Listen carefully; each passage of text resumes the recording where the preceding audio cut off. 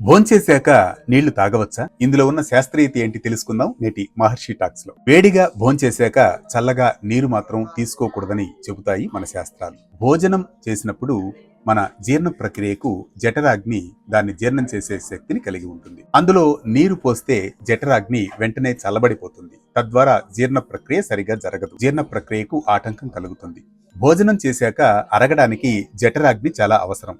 ఆ జఠరాగ్ని సమృద్ధిగా ఉంటుంది. వేడిగా భోంచేసినప్పుడు వెంటనే నీరు తాగడం వల్ల జఠరాగ్ని మందగిస్తుంది. జఠరాగ్ని చల్లబడిపోతుంది.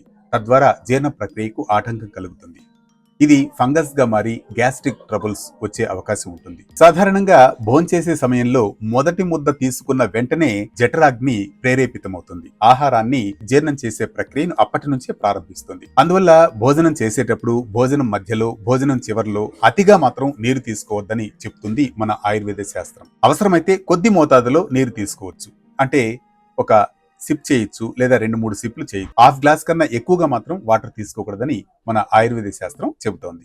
మరి ఎప్పుడు నీరు తీసుకోవాలి అని మనం పరిశీలించినట్లయితే, భోంచేశాక కనీసం 1 గంట తరువాతే మనకు సాధారణంగా సహజ సిద్ధంగా దాహం అనే ప్రక్రియ మొదలవుతుంది. అప్పుడు నీరు తీసుకోవడం ఉత్తమం.